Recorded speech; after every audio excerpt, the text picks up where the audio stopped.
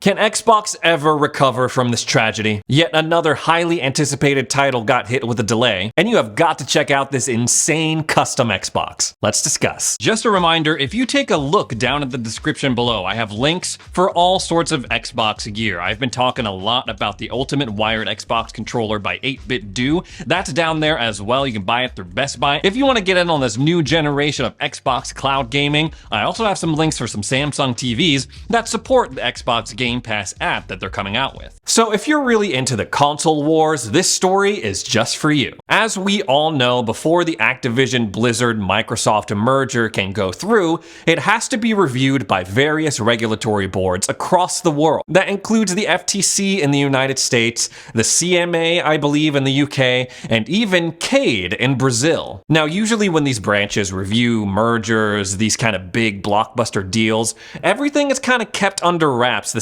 statements from each company, they're kind of like a little hush-hush about it, low-key about it, I would say. But in Brazil, none of those rules apply. They can release all these statements from all these different companies, and it is madness. That's where we learned that PlayStation was basically saying, oh, Game Pass is anti-competitive. We're afraid that if Call of Duty is exclusive on Xbox, people will have the audacity to buy Xboxes over PlayStation. And then Microsoft came back and they were like, you know what? Sony is anti-competitive because they go and they pay studios to keep their games off of Game Pass. How about that? But they also said something arguing the fact that this is not a monopoly or a threat to competition in the video game industry, but it's not as juicy of a clapback or as satisfying as the other stuff they've been saying. They basically said, this is not anti-competitive, this deal, because we did so badly last generation in terms of sales with the Xbox One. Yes, my friends, this is all something we sort of knew, but Microsoft finally admitted that the PlayStation 4 basically kicked the Xbox One's butt. They said Sony has surpassed Microsoft in terms of console sales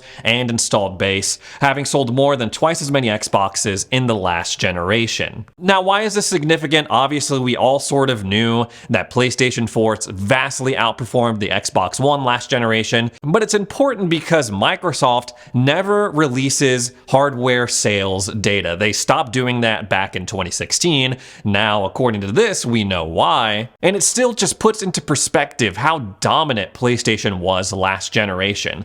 Last time they reported sales numbers for the PlayStation 4s, they were sitting around like 117, almost 118 million units. So just doing some simple math, if they sold less than half that number, it would mean less than 58 million Xbox Ones. Now, obviously, numbers aren't everything, right? I mean, just because something doesn't sell doesn't mean you can't enjoy it.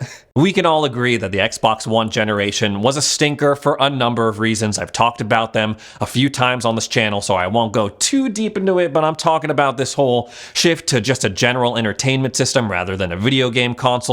This insane DRM policy that would have made it impossible to buy used games or trade them between your friends. Bundling in the Kinect to every Xbox One sale, whether you want it or not. I wanted it, but not a lot of people did. And also the stretch of time where iconic IPs and game franchises either died or fell off. I think we can all remember where we were when Lionhead Studios shut down and the Fable franchise was just dead. But as low of a point as it was for Xbox and Microsoft, I feel like they learned some pretty valuable lessons that they're applying to the Xbox Series X and S. I kind of like to think of the Xbox One as a test period for what we're seeing now with these series consoles. First of all, the Xbox Series X and S, they launched with variable refresh rate, 1440p support, both features that were being tested out on the Xbox One. I also sort of feel it was kind of a wake-up call for Xbox. They were like, holy crap, we gotta pump out some good first-party games. What can we do to do that? Which I assume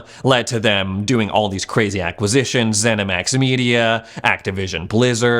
I also feel like they looked at that generation and they realized, okay, it's gonna take a while for us to bounce back and total Xboxes out in the wild versus PlayStation. We gotta get a little crafty with it. We gotta get a little bit more clever. What can we focus on beyond the hardware sales? Software and services. Okay, let's do something with that. Let's beef up Game Pass with all this crazy stuff. Let's expand cloud gaming. That way, a lot of people, they can play Xbox games without necessarily buying a console. They can try the Xbox ecosystem that way. And while yes, that's all good stuff, the Xbox One generation, obviously it was a low point in sales, but Microsoft and Xbox took a bit of a hit to their reputation, I feel like. And it might take a while to bounce back from that, but I feel like they're doing pretty well so far with the Xbox Series X and S consoles. They have gone out and said, hey, these new Xboxes, they're the fastest selling Xboxes ever. More than the OG Xbox, more than the 360, definitely more than the Xbox One, so they must be doing something right. Next up, let's talk about Game Pass. Since the Redfall and Starfield delays from 2022 to 2023,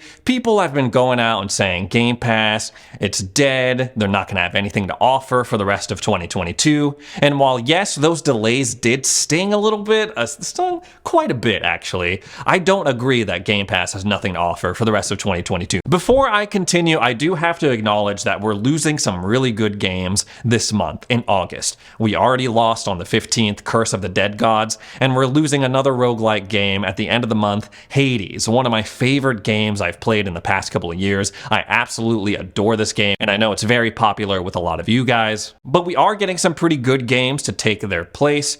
2 Point Campus finally came to Game Pass the other day, and while I haven't jumped into it yet, I really like 2 Point Hospital. And at the end of the month, we're getting Immortals Fenyx Rising, yet another big Ubisoft game making its way over to Game Pass. It's always nice to see those additions. I mean, personally, I really hope that they merge Ubisoft Plus into Game Pass Ultimate in some way. I'm not sure if that's going to happen, but it's nice that we're getting these Ubisoft classics. And Fenyx Rising, yes, it kind of suffers from typical open world Ubisoft bloat and filler. The combat is fun, and the world is pretty engaging, I will say. The month of October specifically, and I've talked about this in another video in the past, but it's going to be big for Game Pass. I feel like people are sleeping on it. High on Life is coming in October. A Plague Tale Requiem, Scorn, and Persona 5 Royal. And that's really awesome news for me personally because I feel like I'll be able to play all those games before things get really busy for me in the holiday season. But Ray, there's a whole month between October from now. You're forgetting about September. What's Game Pass gonna have in the month of September? Me personally, I'm really excited for Moonscars coming to Game Pass in September. This is being billed as a two-dimensional Souls-like game, and honestly, the art style for this looks really freaking cool. I can't explain it, but I feel like if Raven from Teen Titans was a real person, she would like this game. I know in the show and in the comic books, she's more of a book reader, not so much into video games, but I feel like you get my point. And I can't say for sure, but I'm telling y'all right now, mark September 14th on your calendar. What's going on September 14th? Well, I am glad you asked. That is when this bizarre timed exclusivity deal that Sony has with Deathloop finally ends. So if you're not familiar with the game, Deathloop came out last year. It's Arcane's latest shooter, which was published by Bethesda, which was owned by Xbox, but in a bizarre twist, you were only able to play it on a PlayStation console. It was very well reviewed, it was nominated for Game of the Year, and I have a strong feeling that it will make its way over to Game Pass once this deal that Sony has with it finally expires. It was supposed to be, as far as we know, 1 year from the day it launched, and that will be September 14th, 2022. So yeah, some good things coming to Game Pass, I feel, in the next couple of months to keep us occupied well into the holiday season, at least for me. And that's very good news because we finally know the release date of Hogwarts Legacy, and it is not this December. So I know a lot of people were looking forward to playing this game potentially at Christmas time. I feel like that's the perfect time to release a Harry Potter game. I know Harry Potter's not in this game, but I just refer to it as the Harry Potter game. I don't know. Sue me. Don't actually sue me.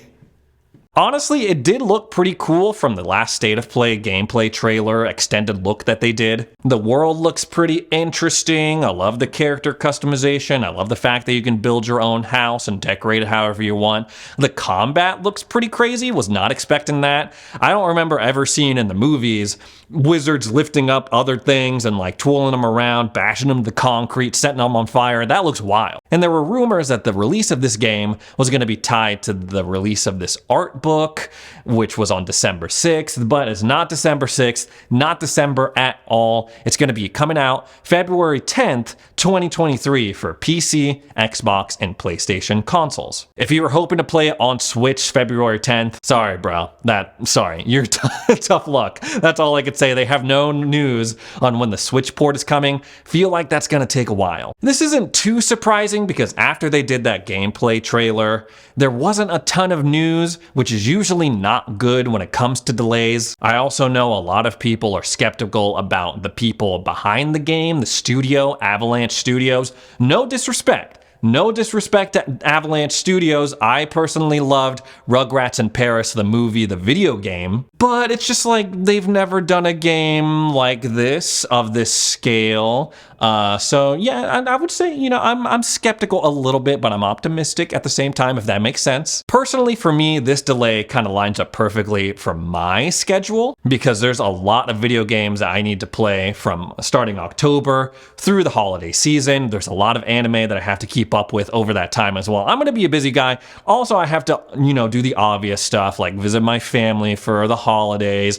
visit my in-laws, do the whole like split holiday thing. So yeah, February, pretty good month for me to play this game depending on what Xbox Game Studios does with Redfall, with Starfield, how they handle their release schedule. And it's still releasing in the winter season, I feel like, which is perfect so they can take advantage of that Hogsmeade snowy aesthetic. Next up, let's talk about system linking. You remember that? You remember LAN parties? You remember split screen gaming? You remember couch co-op? Those were good times, man. Those were good times because The Verge recently put out this article that says Halo System Link still holds up more than 20 years later. And Jay Peters, the author of this article, basically details how he recently just hooked up a bunch of OG Xbox consoles and a bunch of his friends played Halo Combat Evolved on it, and it was awesome. He did mention that there were some difficulties, some slip-ups, but overall I miss that kind of feeling. The other day I tried to play Fall Guys with 3 of my friends in my apartment. And yes, Fall Guys, it's a fun time, especially when you do it with friends,